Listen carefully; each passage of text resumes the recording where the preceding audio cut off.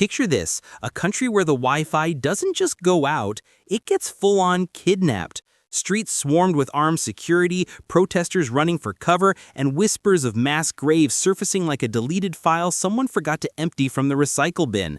Yeah, this isn't some late-night dystopian flick on cable. This is Tanzania, right now, and the world is trying to figure out what the heck went down during one of the most chaotic election crackdowns in recent African political history. So buckle up, folks, because what you're about to hear is wild, deeply unsettling, and honestly, a little unbelievable, except it's all real. The October 29th election in Tanzania wasn't your typical ballot box showdown. Oh no, this thing looked more like a political demolition derby.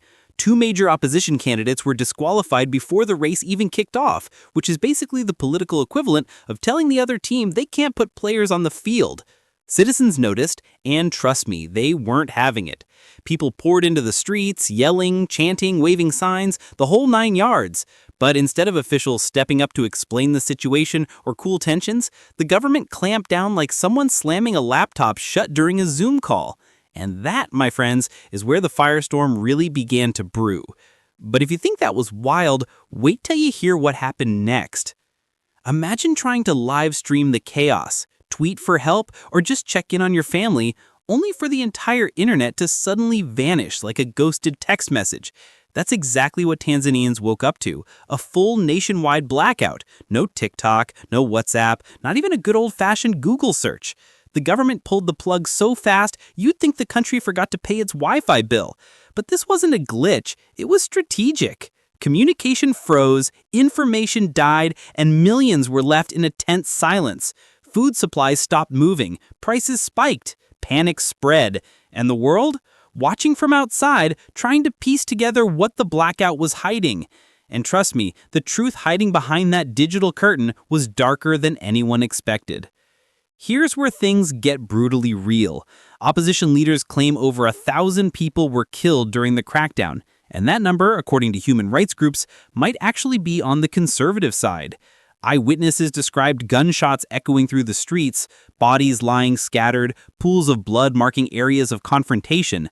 Families couldn't retrieve loved ones. Hospitals were overwhelmed. Security forces allegedly opened fire on crowds, sometimes without warning. DW News interviewed survivors with bullet wounds, terrified and confused about why they became targets simply for stepping outside.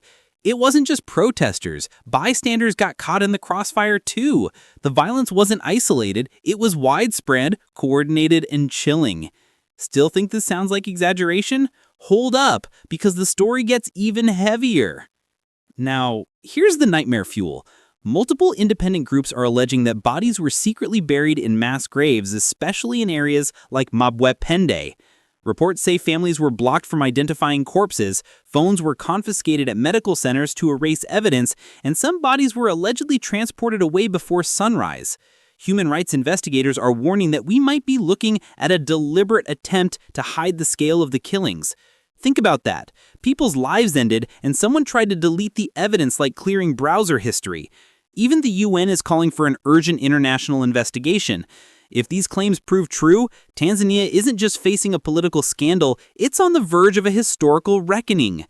But the crackdown didn't stop with bullets. Nope, the government had another trick up its sleeve. Instead of addressing public outrage, the government went into full defense mode.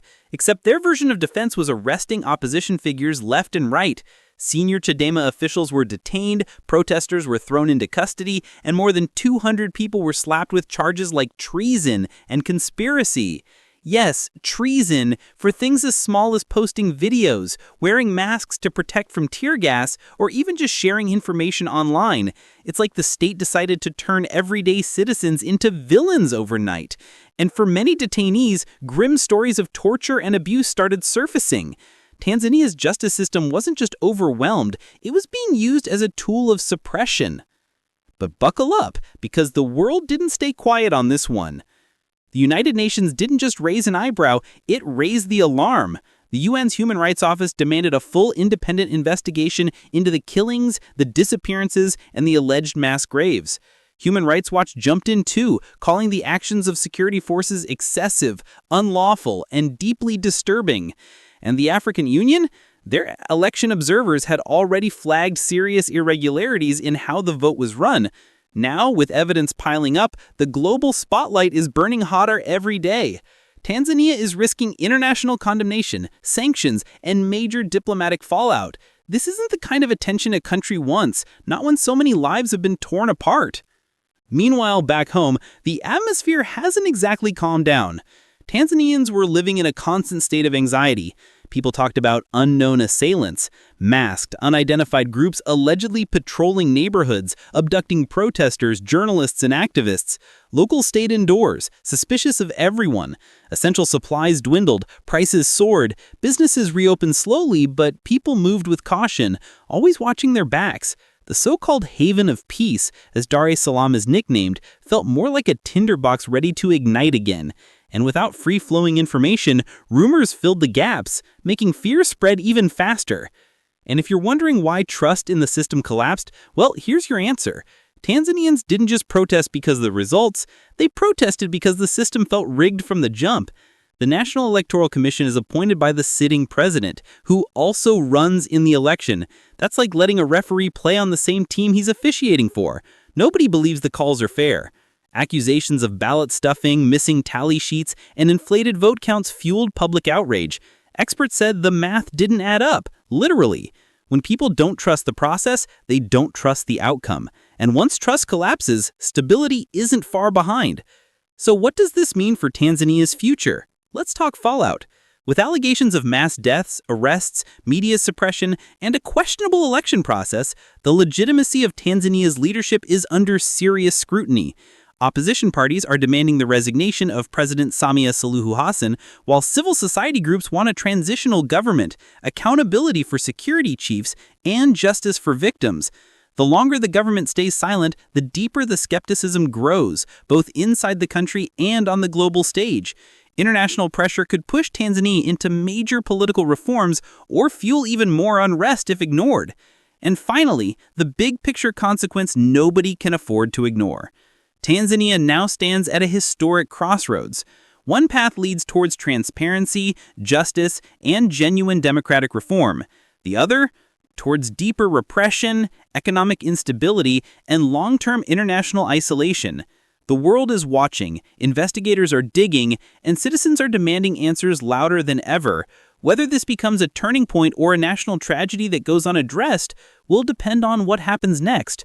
For the Tanzanian people, especially those who lost loved ones, the hope is simple: truth, accountability, and a country they can recognize again. If you found this breakdown helpful, hit that like button, smash subscribe, and turn those notifications on, because @GlobalPulseNewz is here to keep you in the loop loud and clear. And hey, show some love to our sister channels too, Sparkling Kids and Rayma Fatima, helping kids learn, grow, and shine. Let's build this community together and be your global voices one big family.